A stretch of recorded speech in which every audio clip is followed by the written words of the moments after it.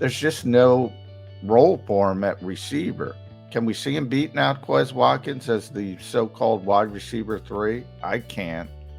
Um, so if he doesn't seize that return job, and I mean both kick returner, punt returner, you got to cut him if you can't trade him. You got to just say, raise your hand, say we missed on this one.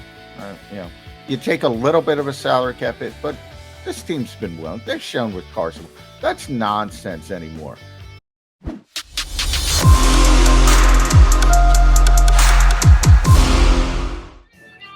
All right, Maga Mac guys, here on Birds 365. Sorry about that. Just needed to refresh my coffee. No, I'm sorry about it. I would have jumped in, but I was reading something. I No, I just need to get a little bit more coffee. No, that's on me, Jay. No, it's on me. Yeah, I got to get back in time. All right, we got Eric at home going to join us about 15, 18 minutes from now. Do want to retouch on something we started the show with the 2020 draft and the derivations of the different guys that they had, and what may or may not the future hold for them. The top two guys being a guy who could get we don't know, $35 to $40 million contract extension. So if you're thinking 4 years, north of $150 million, and the guy who was actually selected in front of him being an ex-Eagle within the day, first game is 65 days from now. That maybe 60 days from now, Jalen Reagor finds out that his services are no longer needed for the Philadelphia Eagles. We've been kicking this around since Birds 365 started because Jalen Reagor is, let's be honest, struggled since he became a Philadelphia Eagle, hasn't lived up to his draft status or anything else. They going to have nerve enough to cut him, John? It's a good question. I think he'll have to earn a spot on the team. I think they would be. I think they'd prefer to trade him, obviously.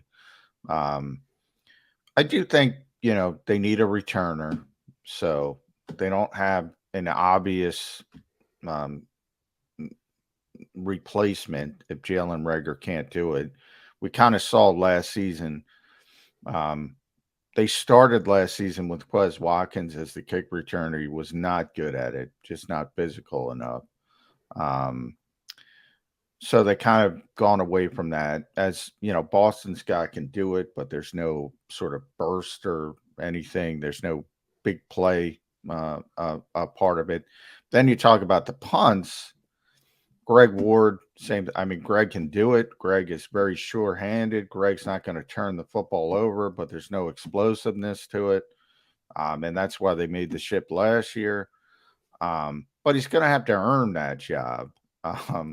And then it would be a very bad scenario for the Eagles. But the only way Jalen Reagor is going to play as a receiver is if guys get hurt. I mean, that's it. And that's not going to be a good situation for the Eagles if A.J. Brown goes down or DeMonte Smith goes down.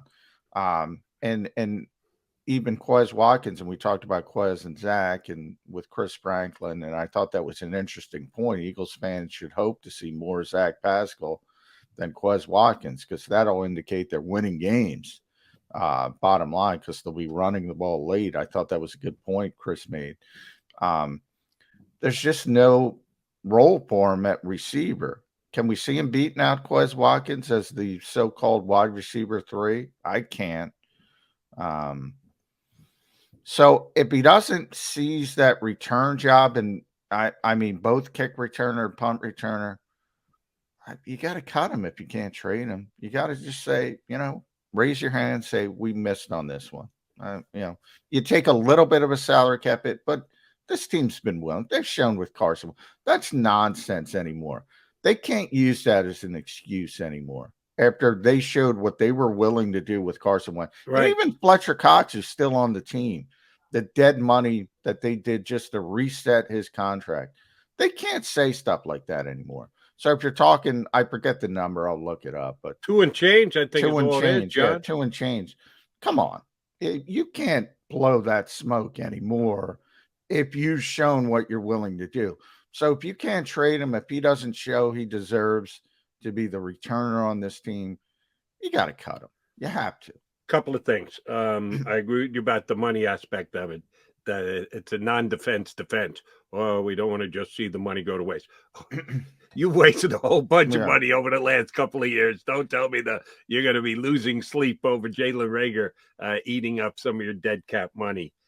It's more of an ego thing. And sure. I think that has gotten less with Howie over the years.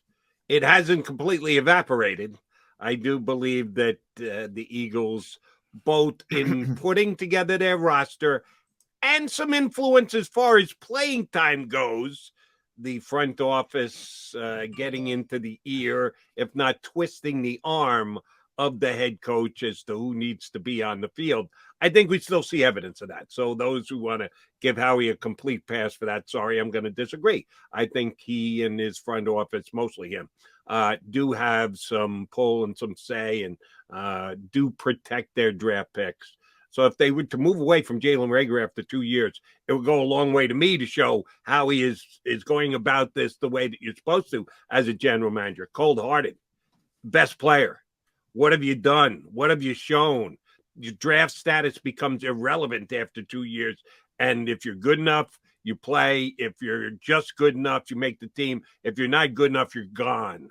And I think and by the way, from the ego perspective, and you're right, Jody, that's a big thing. I talk about it all the time with NFL GMs. They don't like to admit mistakes on first round picks specifically, because they get judged on that. You know, you can talk about all the hits in the 6th round and the 4th round, and people say, "Oh, that's great," but they don't judge you on that. They judge you on Andre Dillard. I talk about the Eagles found a franchise left tackle. They just went about it a weird way, and they're still talking about Andre Dillard. Well, Andre Dillard's not this. Well, who cares? You got Jordan Mailata, right? And maybe you can spin something off. So they get judged on first-round picks because people just they laser focus on that, and that's why some of that ego comes in. But I would say this: if Howie's listening, I would say this to you. If he's here, people will continue to remind you that he's a bust and he doesn't play. And if he's not here, sure, you'll take that hit the first week, but then people forget about it and turn the page and go on. Let me jump in there because it plays very well to the point you're making. You say the first week. Well, more importantly, is the second week because they play the Minnesota Vikings, and that's Justin Jefferson. Well, we have that too. So do you want Reagor here not playing when Jefferson could come in and go for $125, or do you want him just completely gone, out of sight, out of mind when Jefferson comes in and does what he does week 2? Yeah, it's a good point. I didn't think of Minnesota coming in so early.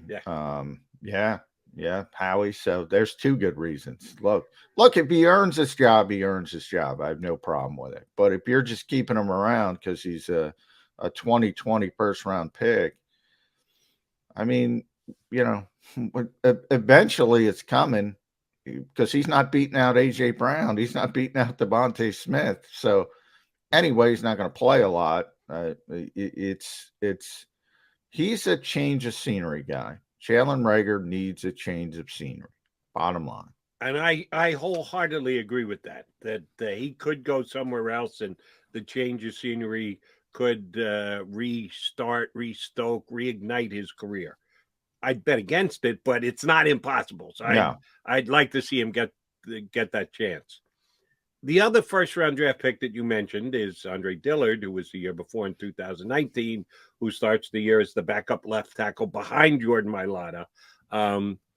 Someone either told us here on the show or wrote this week, I don't remember which was, and I apologize for not being able to name the name, that they will probably cross-train him at right tackle this offseason, which we saw Andre Dillard at right tackle, and it wasn't pretty. But if you're going to do it just to add to his value, I guess that it's the smart play. Or is it? Because, John, one of the things that we harp on every day is less is more. Across the National Football League for everybody, but maybe even more so for the Philadelphia Eagles than most, that they believe our number one goal is to not get hurt in preseason.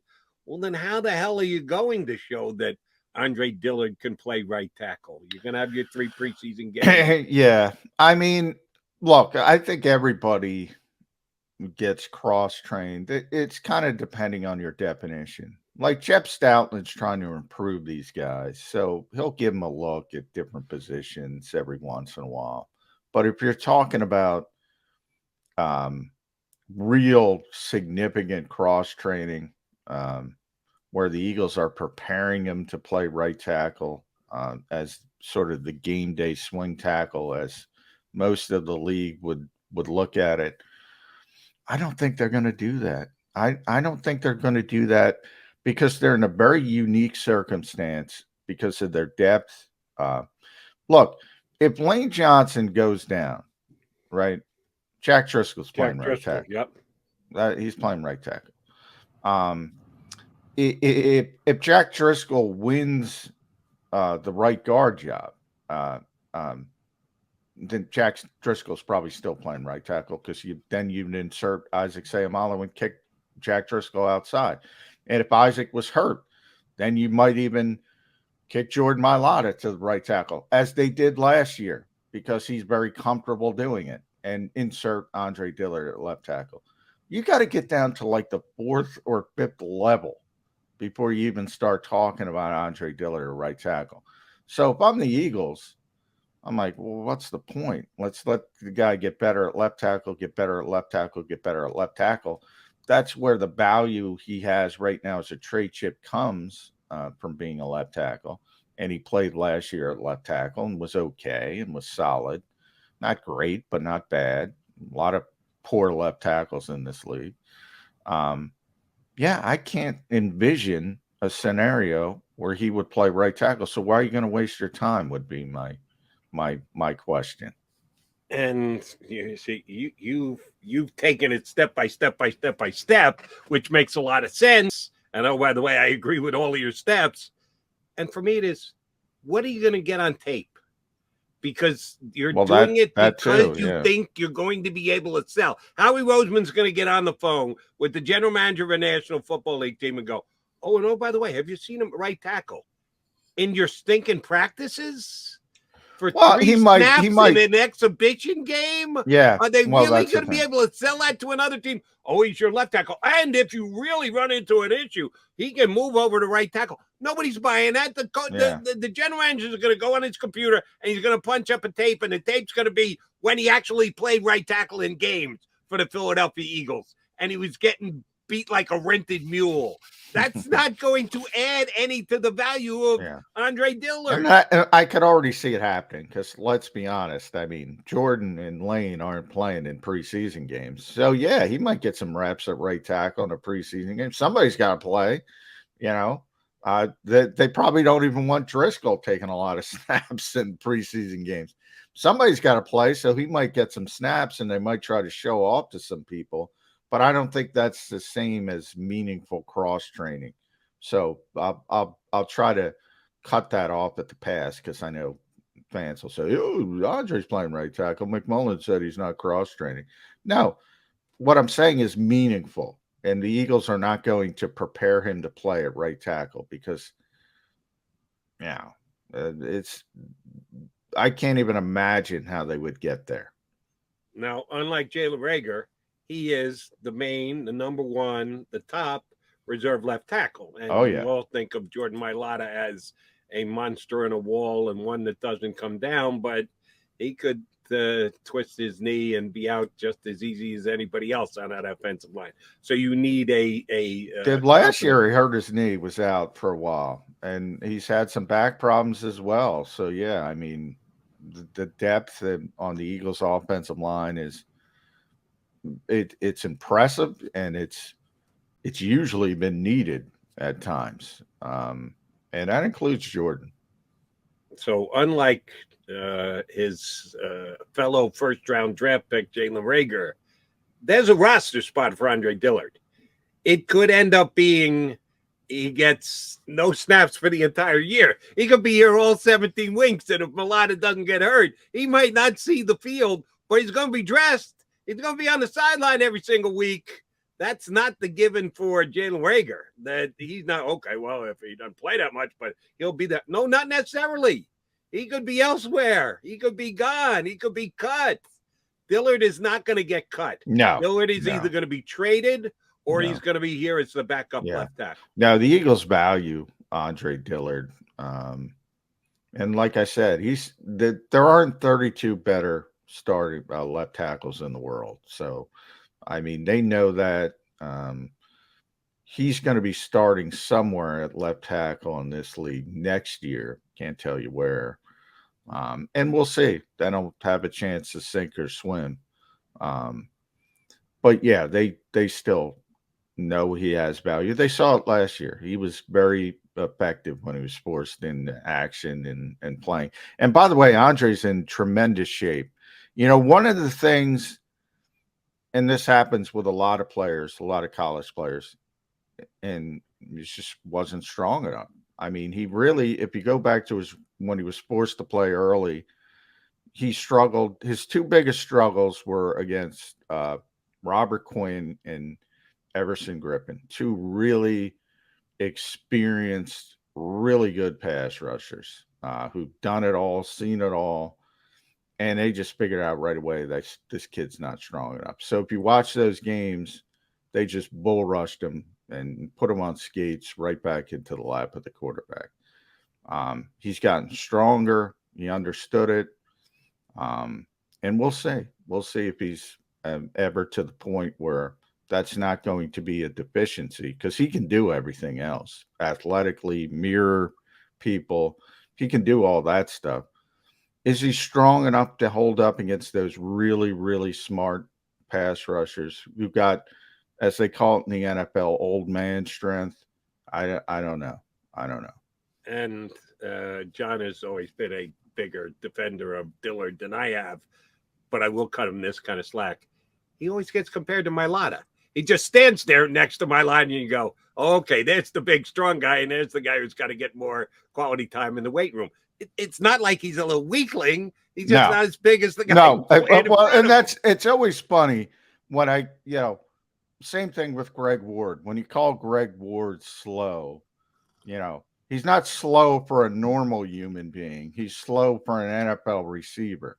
When I say Andre Dillard needs to get stronger, he's stronger than 98% of you. He's not strong for an NFL left tackle. That's what I mean. That's what I mean. Understood. All right, John McMullen, Jody McDonald. We hope to be joined by Eric Edholm, NFL writer, insider, pretty much a draft expert as well. He covers the entire National Football League, but we had Eric on before the draft because he was Yahoo's lead draft guy. We'll ask him about the Eagles draft and also get a little bit of a look ahead to next year's draft, but preview the upcoming season as well with Eric Edholm. He joins us next here on Birds 365.